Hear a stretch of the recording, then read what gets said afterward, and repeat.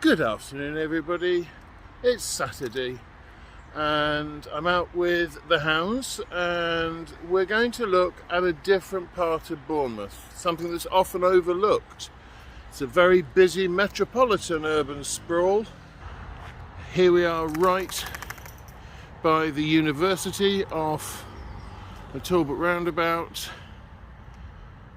and we're just heading into a little village area right in the middle of the town, often overlooked, filled with some beautiful little bits of architecture.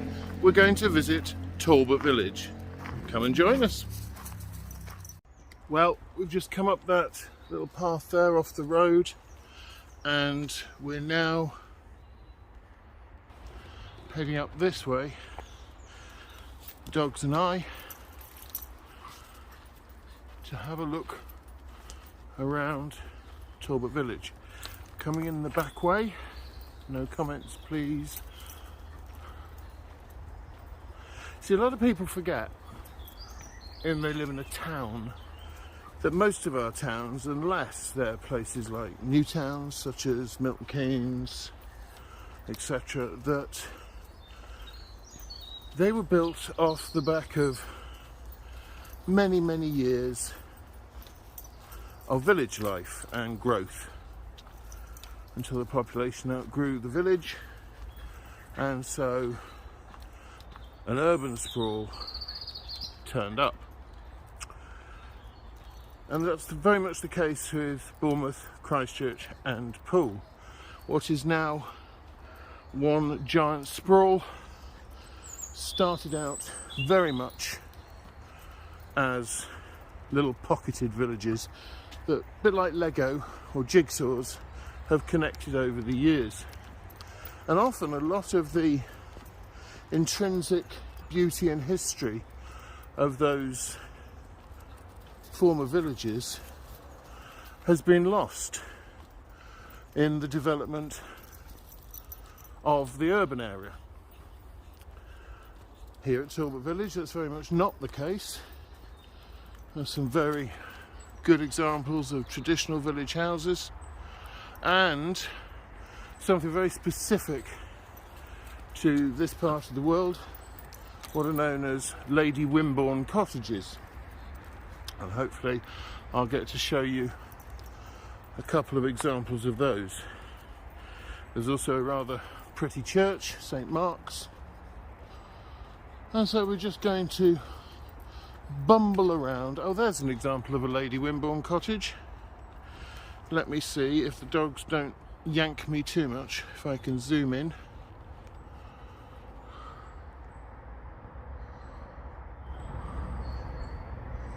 As you see, they're characterised by their large pitched roofs or eaves. It gives them their particular distinctive look, and they were developed by Lady Wimborne back in Victorian times as staff houses or accommodation for the good people of the area who couldn't afford their own properties. As you see, some of them are set on enormous plots of land and are now highly sought after properties. There's a beautiful driveway here that we're walking along. Those of you who've seen my Camford Heath walks will know that I walk the Camford Trail. Well, this is the urban part of the Camford Trail, used to connect Camford House, Wimborne's main estate, to their clifftop residence at Branksome Chine. I mean, just look at the sizes of these plots, they're enormous. Who wouldn't want to live in this beautiful, not the caravan, in this beautiful semi-rural location? Ah, the smell of a bonfire, not good for the environment, but nevertheless, hello dog, but nevertheless, still a lovely smell. So, on we go a bit further, and as we get further into the village. I'll point out, stop it Toby, it's very excitable today and very irascible. I will point out, oh, there you go, knew that would happen. I'll point out some more interesting sights. So having walked the carriage drive, we now come out of the Talbot Village Trust private land into the village itself. We've got the dogs on leads. This road, as it says, dead slow or dead child. I know which I would prefer, but I'm not telling you. I'm going. Oh. There are cars everywhere here, and it is very much a crawl pace for vehicles, as it is effectively village life.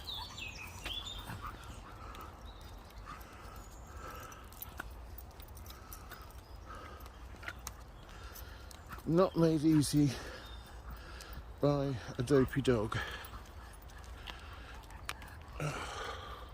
Sorry about the bounciness. There we go. But as you listen, the sounds of Bournemouth and the Wallasdown area dissipate as we head into the village proper. And it's so nice to hear birdsong that is louder than the sounds of the road. Talbot Village Trust, signs everywhere. Talbot Village Trust. I will put some details up on screen now for you, so you get to find out all about the wonderful work they do preserving this area. And as we get further in, ooh, oh, Toby, please stop pulling me. Look, I will speak to you in a minute.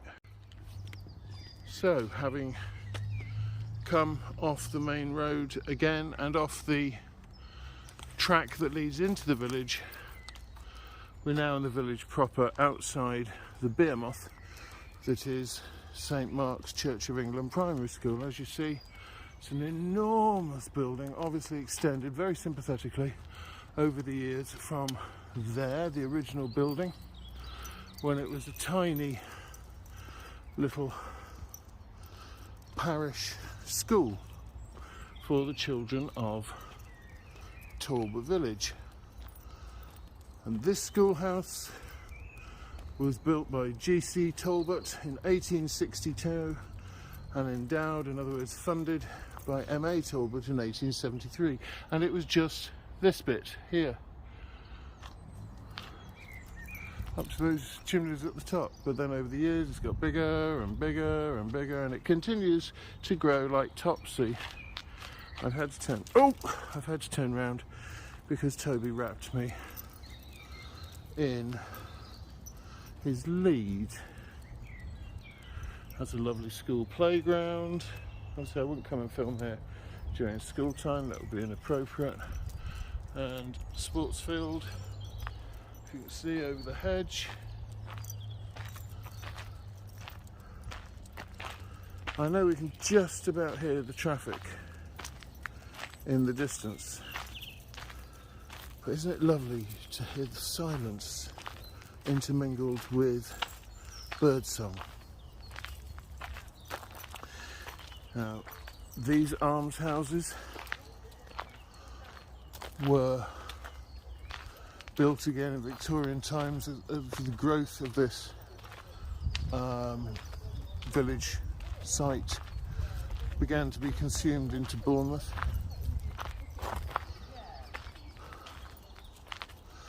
For the poor of the parish of St Mark's, by Georgina and Charlotte Talbot. And from the top it says Laus Deo, so it's the glory of God. Anno Domini 1862. These almshouses were built and endowed by Georgina Charlotte Talbot. Sorry, not George and Charlotte, Georgina Charlotte Talbot, one of the great estate owners family in the BCP historic area. All the Jervises, the Merricks, the Cooper Deans, the Taps, Jervises. And we go around there. There's another house around there, but we're going to turn round. Actually, no, let's walk through this little pathway here down to the open land. As I was saying, apart from my annoying voice, it really is very quiet here. The bird sound is just beautiful. There's all this lovely woodland to enjoy, peaceable and quiet. I'm not going to go down there because I'm a bit wobbly on my pins and that's not very level surface. Oh, Toby, you've done it again. Sorry. Sorry, good watchers.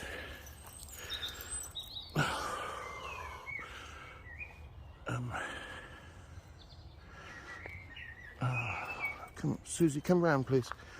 Come round. That's it, good girl. See, Susie knows how to walk. She's very clever on a lead. Toby, on the other hand, just bumbles along doing his own thing. He doesn't care.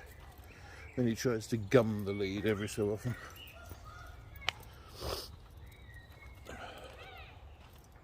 So coming round the back of the almshouses there, we're going to just go down and see the playing fields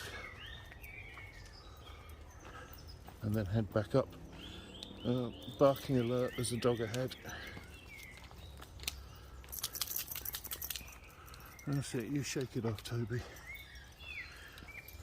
And I'm trying to do this so Toby doesn't see. You can see through there. It's a huge, huge piece of public land that accompanies here. That's Slade's farm. So we're going to head back up.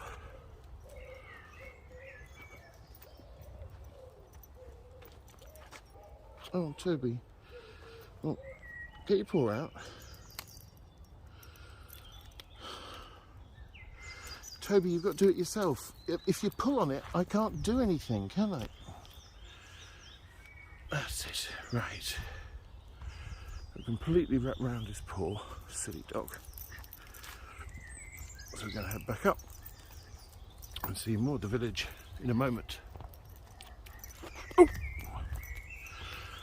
That was Barry doing an A over T moment. See you shortly. And so, having come out the trees, we're now going to walk up this driveway. As we approach on the final gems in this beautiful little urban retreat, St. Mark's Parish Church. There is the churchyard through the trees.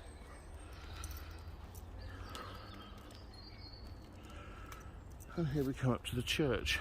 Please remember, I'm doing these walks in April for the Royal British Legion Walk 100.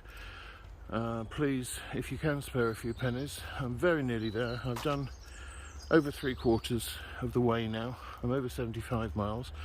It is excruciatingly painful, but I'm really enjoying it. And it gets the dogs some exercise too. And also, if you like what you see in my videos, I know I'm still fairly amateurish and I'm getting used to it, but it's something I'm learning and I'm thoroughly enjoying doing. If you want to find out more, then please hit the like button and the subscribe button and you'll find out more and more of what's going on. And here we are at St. Mark's with its modern extension. This here was the original church, Victorian Gothic, with its tower that resembles St. Stephen's Church in the town centre, but on a smaller scale and nowhere near as grand. And then the modern extension here which provides a second aisle or transept, making it a very pretty, very attractive church. Lovely for midnight mass at Christmas. Lovely, very popular for weddings because you get this beautiful rural environment. There you go. So yes, if you've liked it and would like to see more, do please like and subscribe. And as I finish at the War Memorial, quite fitting for the fact that I'm going to continue my walk for the Royal British Legion, as I said. I will see you on the next ones. But the next ones are going to be somewhat different because they are going to be not in the UK. For I am going to Malta. See you there. Bye!